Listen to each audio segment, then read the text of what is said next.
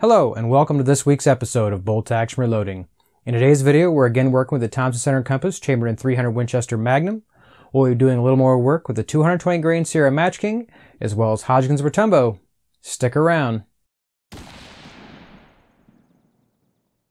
Welcome back to the channel. If this is your first time here and you'd like to see how I and the rest of you here make our group smaller, start now by subscribing to the channel and hitting the bell icon. That way you get notified when I post next week's video and you won't miss anything. Our test platform for today is our Thompson Center Compass chambered in 300 Winchester Magnum. As you can see, we've replaced the plastic factory stock with a Boyds Pro Varmint laminated hardwood stock with adjustable comb height. We've also added a 20 MOA EGW long action scope base. The scope we're using for today's testing is the SWFA fixed 16 power mil. It's currently wearing 30 millimeter Seekins precision scope rings, as well as the SWFA bubble level. The factory trigger has been upgraded with an MCARBO trigger kit, and we're trying to reduce the recoil of our rifle with a Precision Armament M4-72 308 brake. If you've been following along with this project here on the channel, you'll know that we've done some initial load testing. We've worked up several velocity node tests, as well as done a little bit of cold testing with the 220 grain Sierra Match King, as well as the 220 grain Nozzler Custom Competition. But if you'd like to see this series from the beginning, I'll put a card up and you can actually go check out the playlist, or feel free to join us right now. In today's video, we're going to take a first look at this combination, this 220 grain Sierra Match King with Hodgdon Retumbo. In 300 Winchester Magnum, it may not seem that Retumbo would be your first powder of choice. And certainly most of the load data I looked at did not insinuate Retumbo would be a powder we really wanted to look at. Perusing most of the manuals, you'll actually not see much Retumbo, if any, listed for any loads. Keeping in mind, I don't actually have Sierra's manual, so it is possible that the current revision of Sierra's manual may have this combination in it, but I don't have that copy. I do plan on getting one, to be perfectly honest. I'm recording this video in February, and I see come April, I believe that the new revision of the Sierra manual will be out, and I'll probably acquire it then. If you're unfamiliar with Retumbo, let's look at the powder real quick. As you can see, this is actually a extruded powder, but not only being an extruded powder, there's also this fancy symbol on the side that says Extreme. If you're not familiar with Hodgdon's Extreme series, this is their way of advertising this is supposed to be a temperature insensitive powder. Therefore, we should be able to change temperatures, hot day to cold day, and we should not have as much velocity swing with our loads.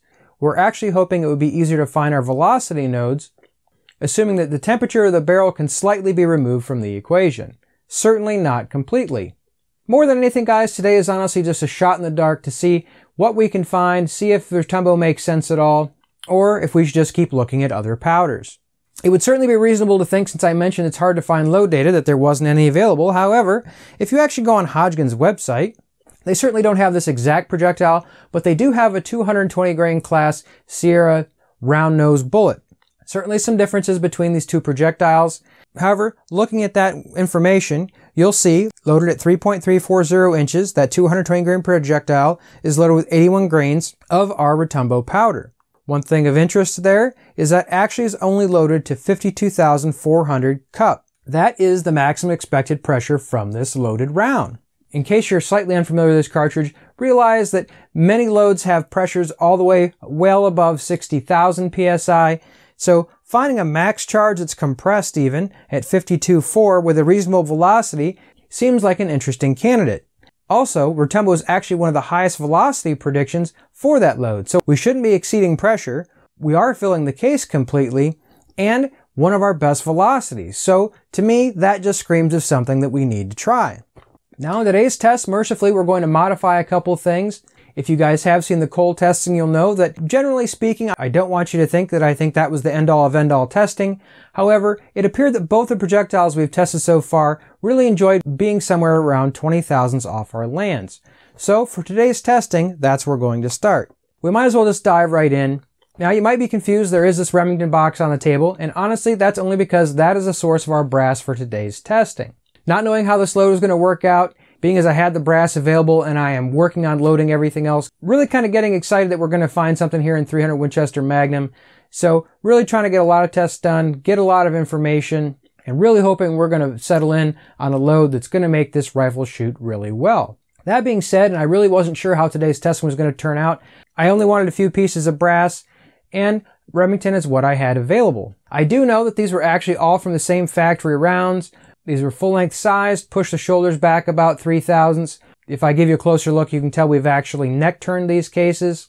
And honestly, the only thing we're really looking for is to see if we find pressure and see what velocities we can achieve in the rifle. What I failed to mention before is actually the minimum charge for that 220 grain projectile is actually all the way down at 76 grains. Now today, against my better judgment, I've actually started slightly below there, but only by 0.3 of a grain. Please don't feel you need to do that. Truth be told, I probably should have started 0.3 of a grain higher. Our load today is done with Remington Brass. It's been fully prepped, full length size, neck turn, the works, primer pocket uniform. This brass is as good as we could possibly make it for today's testing. Like I said, the cartridge overall length that we're going to be loading to is 3.436 inches.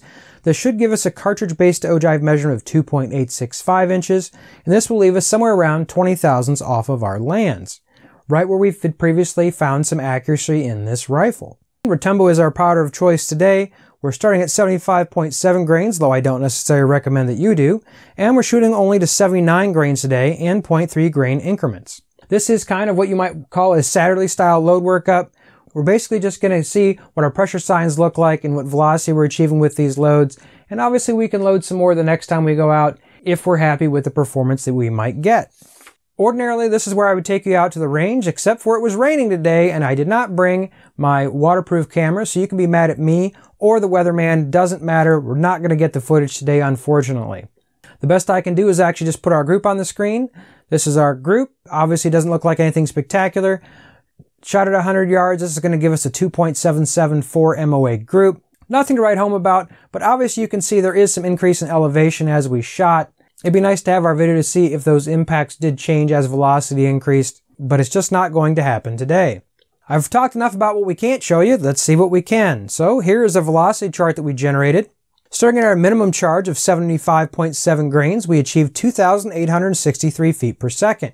Before we get too far down the chart, remember, our actual projected velocity at 76 grains would have been 2,646 feet per second. At our max charge of 81 grains, we might have hit 2,810 feet per second. As I mentioned previously, it does appear our velocities are higher than what our projected was again today. So we're not going to be too sad that we decided to be safe and start down a little lower. But as you can see, at 75.7 grains, again, 2,863 feet per second. At our max charge of 79 grains that we shot today, instead of 2,810 feet per second, we got all the way to 2,948 feet per second. As you can see, that was our highest velocity for today. Overall, a good 140 feet per second, faster than what our predicted max charge would have been at 81 grains. But if you've been paying attention to the channel, if I do have to say so myself, this is one of the prettier velocity charts that we've had so far. Pretty being a very large change in weight of powder and having similar velocities. As I'm sure you can see, if you look at 76 grains at 2,878 feet per second, going all the way to 76.9 grains, so almost a full grain higher, we only hit 2,884 feet per second. So that's what I call there a velocity node. Not saying we're going to be able to do that again, but that's certainly what I would shoot for. 2,880 feet per second is a wonderful velocity to be able to hit. Seeing as that only had an extreme spread over that whole weight of 6 feet per second, I certainly am going to revisit this, load somewhere in the middle there, and see what kind of statistics that we can achieve. Pushing our luck a little bit, if we wanted to go back between 77.5 and 77.8, you'll see that we had another load, not near as wide, but only a difference in velocity of 2 feet per second. And as things went a little higher, I'm really not sure that there's anything there, or maybe we're in the middle of shifting velocity nodes, and that's exactly why that 78.7 grain charge was back down at that 2910 level. Certainly that 2880 looks very nice in a wide velocity node, and that's certainly what we're going to check on again. Now the next thing I'm sure you guys would want to see is the brass, and I'd love to show it to you. I'd previously taken photos of all the brass to make sure you guys could see it, but somehow those have gotten lost along the way. If I somehow find them before I get this video published, I will certainly put them on the screen, and you won't be able to hear me talk about them simply because I don't remember exactly what they look like. I really didn't see any pressure signs here that scared me. Obviously, I would have stopped the test if I'd seen anything that looked out of place. Not exactly sure how we're getting such interesting velocity out of these with less powder than predicted by the load data. But since this is such a slow burning powder and the estimated pressure was in that lower safe zone, it certainly isn't going to keep me from loading it again.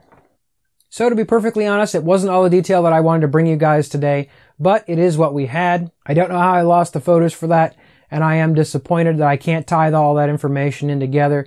I'm sure we're going to test to see how that load shoots in our rifle when we reload it again, and I certainly won't goof up showing you guys the brass next time. I'd really like to know what you guys think in the comment section below. Have you guys used Retumbo with this combination? Like I said earlier, most of the load data doesn't have Retumbo in it, so I really don't have a good idea of how many people will be using this in 300 Winchester Magnum, but I know now that it's certainly on my list. Even if you guys aren't reloading for 300 Winchester Magnum, I hope you guys enjoyed today's video. If you have any comments or questions, please put them in the comment section below. If you want to keep up with this project here on the channel, please make sure you subscribe to the channel, hit the bell icon so you'll get notified when I post next week's video. I hope you come back next week, and until then, stay safe in small groups.